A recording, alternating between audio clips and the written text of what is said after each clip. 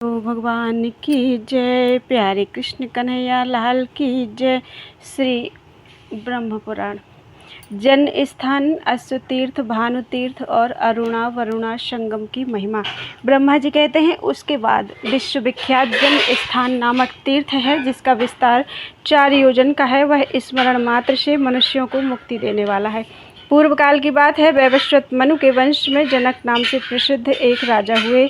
उन्होंने वरुण की पुत्री गुणार्णवा के साथ विवाह किया।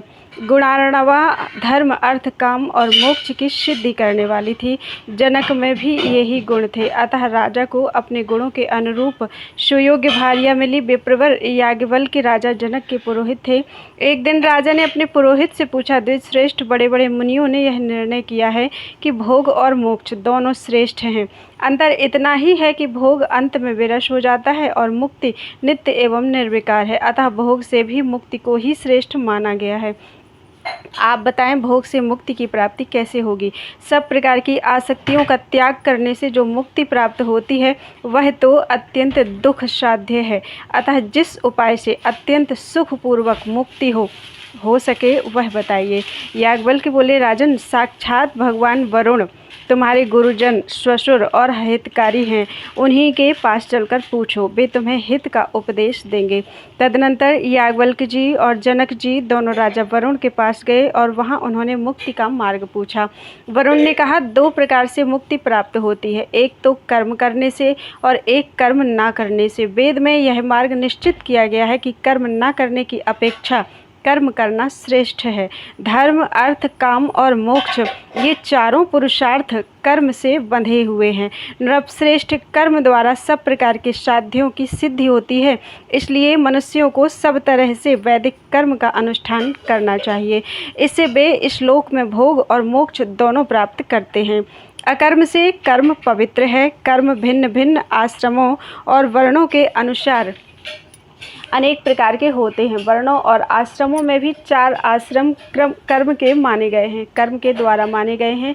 उनमें भी गृहस्थाश्रम अधिक पुण्यदायक है, उससे भोग और मोक्ष दोनों प्राप्त हो सकते हैं। यही मेरा मत है। गृहस्थ आश्रम में भोग की प्राप्ति तो स्वाभाविक है और मोक्ष की प्राप्ति निष्काम धर्म का अनुष्ठान करने से होती है। अकर्मणः कर्म पुण्यम कर्म चाप्याश्रमेषु च जात्याश्रितं च राजेन्द्र तत्रापि शृणु धर्मविद।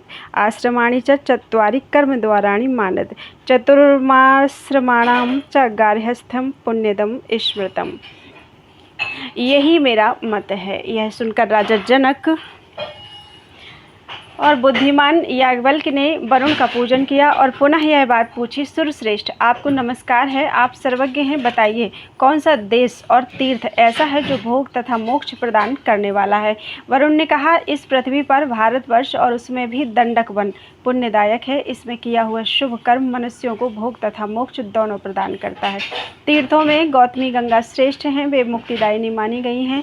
वहाँ यज्ञ और दान करने से मोक्ष की प्राप्ति होती है।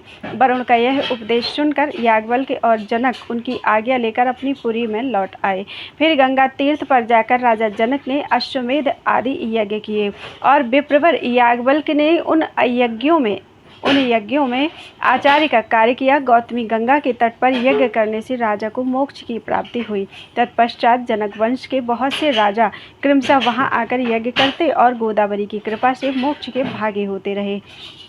तभी से यह तीर्थ जन स्थान के नाम से विख्यात हुआ। जनकों का यज्ञ स्थान होने से उनका नाम जन स्थान पड़ गया। वहाँ स्नान, दान और पितरों का तर्पण करने से तथा उस तीर्थ का चिंतन करने, वहाँ जाने और भक्तिपूर्वक उसका सेवन करने से मनुष्य सब अभिलषित वस्तुओं को पाता है और मोक्ष का भागी होता है। अरुणा और वरुणा नाम की 2 परम पवित्र नदियाँ हैं, उन दोनों का गोदावरी में संगम हुआ है, जो बहुत ही पवित्र तीर्थ है।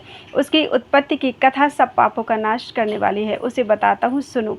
महर्षि कश्यप के ज्येष्ठ पुत्र आदित्य यानी सूर्य समस्त लोकों में विख्यात हैं। वे तीनों लोकों के नेत्र हैं, उनकी किरणें अत्यंत दुस्सह हैं। भगवान सूर्य के रथ में 7 घोड़े जुते होते हैं।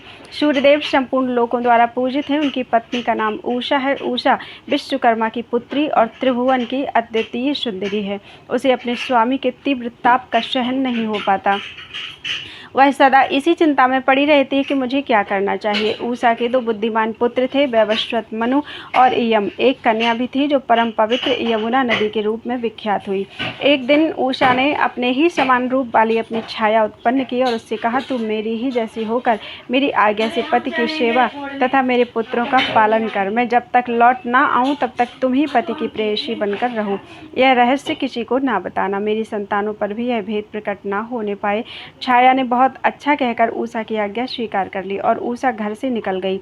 उसने तपस्या के लिए उत्तर कुरु नामक देश को प्रस्थान किया। वहां पहुंचकर उसने घोड़ी का रूप धारण करके कठोर तपस्या आरंभ की। जब सूर्यदेव को इसका पता लगा तब वे भी घोड़े का रूप धारण करके उसके पास गए। पतिव्रता उषा परपुरुष की आशंका से भागकर भारतवर्ष में गौतमी के तट पर आई। वहां उसके पति के साथ समागम हुआ, जिससे अश्विनी कुमारों की उत्पत्ति हुई। वह स्थान अश्वतीर्थ, भानुतीर्थ और पंचवटी आश्रम के नाम से विख्यात हुआ। तापी और यमुना दोनों सूर्य की कन्याएं थीं। वे गौतमी तट पर अपने पिता से मिलने के लिए अरुणा वरुणा नामक नदियों के रूप में आई थीं। उन दोनों का जहां गंगा में संगम हुआ है वह बहुत उत्तम तीर्थ है। उसमें भिन्न भिन्न देवताओं और तीर्थों का पृथक पृथक समागम हुआ है। उक्त संगम में 27,000 तीर्थों का समुदाय है। वहां किया हुआ स्नान और दान अक्षय पुण्य देने वाला है। नारद, उस तीर्थ के स्मरण, कीर्तन और श्रवण से भी मनुष्य सब पापों से मुक्त होकर धर्मवान और सुखी होता है। बोलो वृंदावन बिहारी लाल की जय।